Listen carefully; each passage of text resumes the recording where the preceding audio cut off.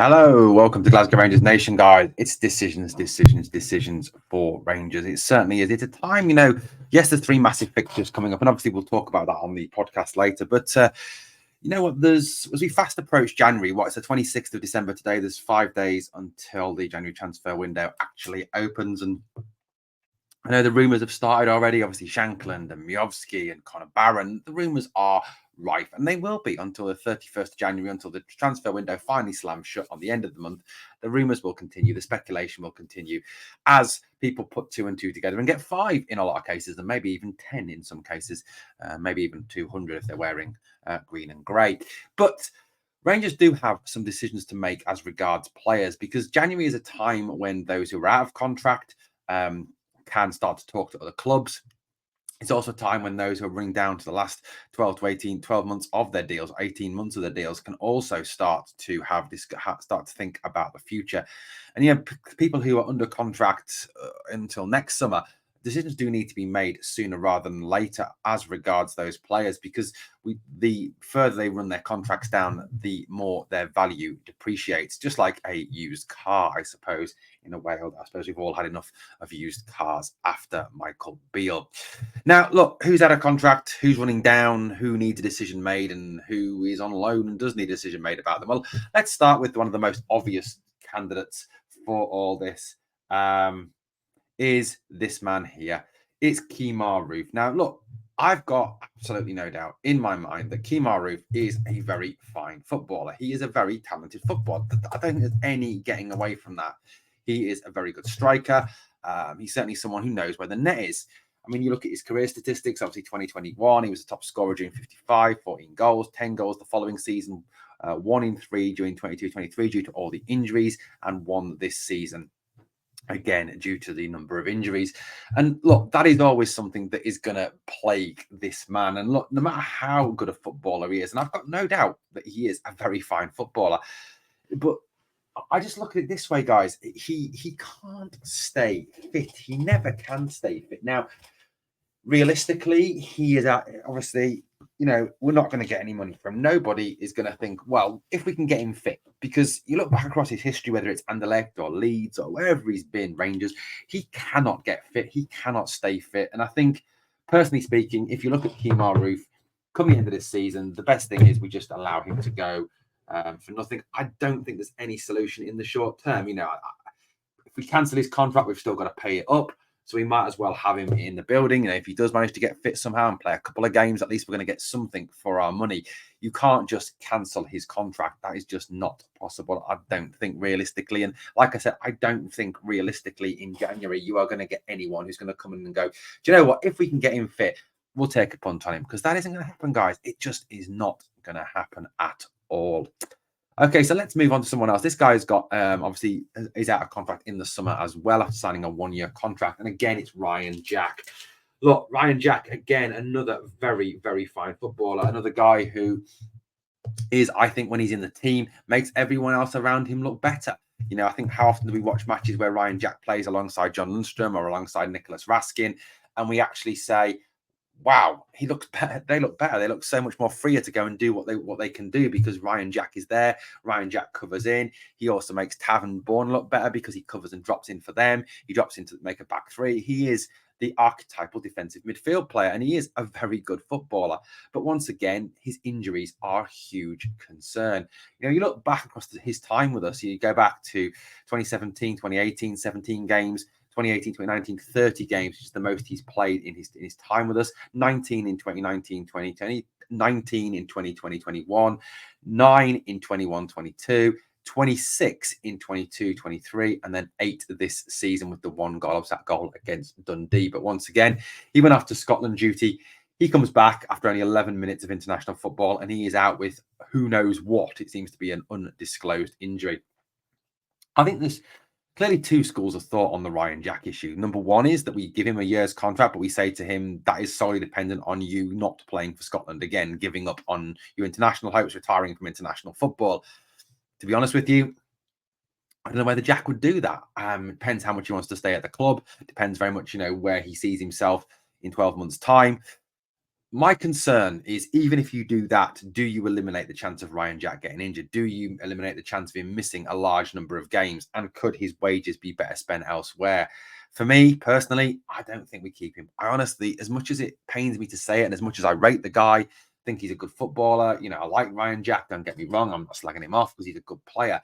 I just think his injury history for me is too bad. And look, Phillipe Clement is quite clear. He's very frustrated, very fed up at the moment with the number of players that are missing because of injury. He wants a fully fit squad to pick from, and you can't have a fully fit squad if you've constantly got the same players constantly out injured. I understand he's a good footballer. I get that, and we need to keep good footballers. But like I said, can we really afford to be paying him what we're paying him? He's not going to sign a pay-as-you-play deal. That is just not going to happen. I know that was another suggestion by a lot of supporters. Realistically, he's going to have to move on at the end of the season. As much as that hurts to say, as much as you might not agree with that, and feel free to disagree with that, but it's just I'm getting to the point now where players been out is so frustrating. And given our complete lack of options at central midfield at the moment, with Sifu being injured, with Lawrence been injured, with Raskin been injured, with Lunny been injured, it is just so frustrating. And I know Sterling and Dowell at the moment are doing a very good job indeed, but ideally was not ever meant to be the central midfield pairing. And going forward, we need these players back. And if Jack's always out injured, it's a loss. And it's a lot of wages sitting in the stand. And that's something that, as always, Rangers seem to have suffered from in recent times. So for me, Jack, I think we cut our losses at the end of the season. Thank him for all his service to the club and wish him all the very best for the future. Okay, so this is a difficult one. Abda Razak. Look, I'll be absolutely honest with you. They always say, don't they, never, ever fall in love with a lone player. Abda, after an inauspicious start, has really impressed. He's really worked hard on his game. He's improved, and as his confidence has grown, so is his finishing, so is his quality of play. He is the top scorer. He is a very, very, very good footballer. He's certainly someone who is, he is the top scorer, joint top scorer of James Tavernier this season. You look at his return in all competitions this season: 9 goals in 18 games in the league with 2 assists. So that's 11 goal contributions in 18 games in the league. 1 goal in 4 in the Scottish League Cup, which he helped us to win. 3 goals in 6 in the Europa League. That's 1 in 2, which is phenomenal. And 1 in the Champions League as well. There is no doubt that he has the quality. He has the ability. He has the talent. And I know a lot of fans really rate this guy. But look, I'll be honest with you. I would love to keep him. I absolutely love to keep hold of Abda Razak. The one thing that worries me, though, is the transfer fee that Brighton will demand. That is a big concern. How much do they actually want for him? What is the fee they want to get for this guy? Like I said, he is a quality player. Market value wise, where are we sitting with that with him?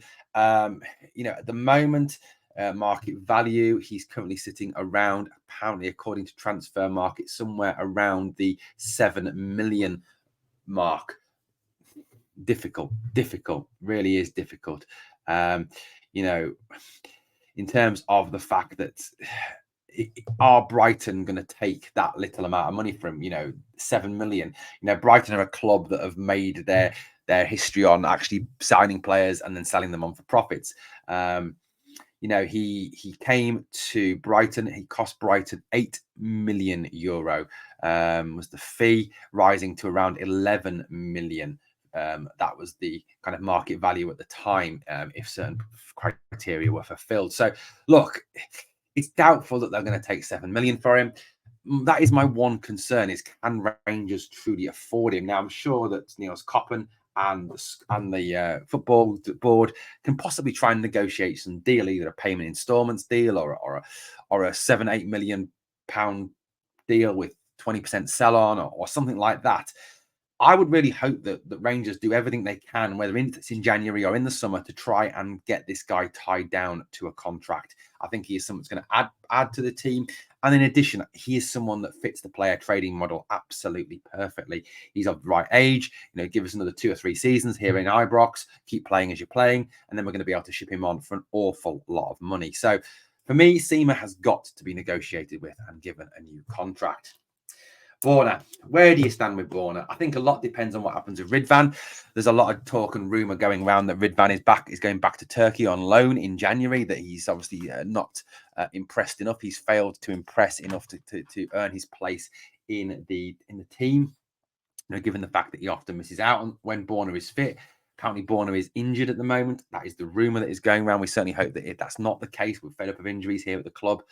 But what do you do with Borna? Look, I know there's a lot of fans rate Borna. I know there's a lot of fans like Borna. My concern over Borna is the fact that he is of an age where he isn't going to get any better. He's not going to develop. His actual transfer value is going to decline. He's not going to get any quicker either. So for me, if we can cash in on January, as long as we can keep, Ridvan or even possibly sign another left back, but I think there is a reticence to let him walk for nothing. I think there is a deal to be done. One of the Croatian clubs, maybe one of the Premier League clubs. There's always a deal to be done somewhere. So look, Borna, I think realistically has to be moved on. I think he is coming to the end of his time. Like I said, for me, the whole back four does need a huge overhaul. This back four has been together for too long now. Very few teams keep a back four together for as long as we have done. And look, nothing against Borna. I'm not slagging him off here. I'm just saying that at this point in his career, it's time to cash in and move a little value for him.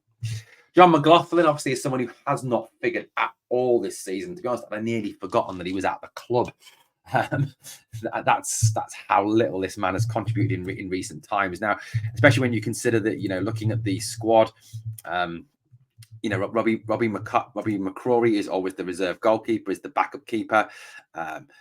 And Kieran Wright is often named as being the third keeper in this squad. He's 36 years old. Realistically, he's got to go. He's coming to the end of his usefulness. Look, I don't think we get a lot of money for him. If any, he's under contract until 2024, until his contract again goes at the end of this season. He's worth 200,000 according to Transfer Market. Again, I think it's just another one that we allow to walk away and we don't get anything for him, which, look, does sort of put us into the perspective of the fact that we do, as an organisation, hope that Nils Koppen can come in and change that so that we are not just allowing players like Helander, like Scotty Arfield, like Ryan Kent, like Alfredo Morelos, like it seems John McGloin, like it says Kemar Roof, possibly even Borna Barisic, to just walk for absolutely nothing at the end of their contracts. There does, I think, does fundamentally need to be addressed by this club. Okay, so let's move it along a little bit. John Lundstrom. Lunny is out of contract at the end of the season. Phillipe Clement has talked about his admiration for Lunny as a leader on the field and off the field. Now, Lunny was someone I slagged off at the start of the season, but I've praised him loads in the last few weeks for his play. I think he's been fully committed. I think he has been a leader, and he's certainly been someone that's been a fundamental part of this team. And obviously, Lunny been injured. It is a massive blow for the club, and I would feel a whole lot more confident going into the game on the 30th if Lunny was there alongside Sterling or alongside Dowell. I just think that he brings that stability to the team. He covers well. He can get forward. He can kind of just mop up. He is kind of the replacement for Jack, isn't he? So realistically, I would hope that they do give Lundstrom a new contract. I think, perhaps give him a 2-year deal. Then you've got a situation where if he's on a 2-year contract and he continues to impress, then you can extend it. Or if he goes back to the old John Lundstrom, where he gives the ball away a lot, his second touch is a tackle, he's not great, he gets injured, then we sell him and we can still get some funds for him. So look, for me, Lundstrom, I think, does need a new contract. He has earned it. I think he's more than earned it. The worry, of course, has to be that he is playing as he is, and a club from down south is going to come in and offer him a bigger deal than we can offer him. Even in the English Championship, there is just generally an awful lot of cash swilling around. But he loves the club. He loves Rangers. He did once say that he wants to finish his career at Rangers. So look, for me, go out and offer him a contract. Give him something to hold on to. Another one, Leon Balogun. Now, Leon was signed at the start of the season. I think a lot has covered. He's been fabulous this season. Absolutely fabulous. For me, he's kind of defied the odds a little bit. I think at the start of the season, a lot of us actually came out and we actually say, didn't we, that if Leon Balogun is actually playing, then there is a real major issue in the team. But I think we've all been proved solely wrong. Leon has been absolutely brilliant and has often been our man of the match. And I actually think that at times Connor Goldson has looked so much more confident and so much more secure when Big Leon's been there. So look, yes, he isn't getting any younger. Yes, he is 36 years old. And how long can he realistically go on for? That is a key question. But given the way that he is playing at the moment, and hopefully, you know, there will be no fall off in the form from Leon Balogun, I would at least extend his contract for another year. Look, he's not a player we're ever going to earn a boatload of cash from, is he? You know, he's not someone that we're going to suddenly get rich off. We're going to be able to sell on. That's not the case. And sometimes you just have to, you know, take that loss, take the hit. So for me, Leon Balogun, I would give him a new contract. I think he needs a new contract. I think he needs a new deal. I think that he's been great this season. You know, he's certainly become a fan favorite again, you know, and if he helps lead us to 56, then, well, look, that's absolutely great. And me, like I said, I actually give him the opportunity to come for us. I like the way he plays. I like his physicality, and I think he adds something. Yes, I do think we do need to overhaul the defense. Yes, I do think next year he will be just cover, but by that same token, for me, I would bring back Balogun for another season. I really would. I think he's earned it. I think the way he's played it, he's earned it. So look, I like Balogun. I do like Balogun and what he brings to the team. Okay, let's touch on Stephen Davis. Obviously, Stephen did a fine job. Well, you know, he did an okay job, didn't he, when he ran the team after the sacking of Michael Beale. It was a big ask for him, for someone who has never had any management experience. You know, he is recovering from that horrific knee injury. He is 38 years old, and he has talked about his desire to get back to playing. And I understand that. I completely get that. And he is Ibrox royalty. He is absolute royalty, and someone who has been a fundamental part of this team and this club for a long, long time. You know, his contract is done. His contract actually came to an end at the end of last season, and he's been very much working with Rangers just to get back and fit, and obviously doing that job as a coach as well. I'll be interested to see how he's actually being paid. His contract actually expired on May the 31st, 2023. Look, realistically, Stephen's not going to get any game time for Rangers, and he's made it quite clear that he doesn't want to retire yet, that he wants to play on. And as much as I would love to see Stephen in a Rangers shirt again, as much as I would love to see Stephen playing for us again, I just don't think it's possible. I really don't. That's sad to say. I know that's not great, but that's just how it is. And look, if he's willing to retire and become a coach at the club, brilliant. But as he said himself, that's not what he wants to do at this stage. He does want to play on. He does want to come back from playing. That's why he gave up the coaching role. That's why he said he was working on his fitness and getting back to playing. So look, realistically, that's where we're at. So look, looking a quick flick back through, I would say Roof, it's time to let him go due to his injury history. Seamer, we've got to try and sign him somehow. It may be very hard. Time for Borna to go. I think he's just reached the end of his usefulness. We say thank you for your service, Borna, and good luck. McGloin, like I said, I'd forgotten he was even at the club, to be honest with you. Time for him to go. Lunny, we offer him a new contract. Keep hold of him. Big Leon, we offer him a new contract. We keep him on. Ryan Jack is someone, like I said, I love Ryan Jack, great player, top quality player, adds so much to the team, but I just think his injuries hold him back. And Stephen Davis, I think, will naturally move on at the end of this season to continue playing. There are obviously others that are under contract still, I would say, that have got an issue over their fitness. Tom Lawrence, that's another decision that Phillipe Clement needs to make. And I guess at the end of the day, what we need to do is trust the manager with these decisions, and obviously Nils Koppen once he starts work. So guys, let me know what you think. Roof, Seamer, Barisic, McGloin, Lundstrom, Balogun, Jack and Davis, and even Tom Lawrence to some extent. What would you do? Drop me a comment below. Anyway, thanks for watching Glasgow Rangers Nation, guys. As always, on the way out, you do me two favors. Number one, smash the like. It really helps the video and the channel. And number two, remember always, never forget, we are the people.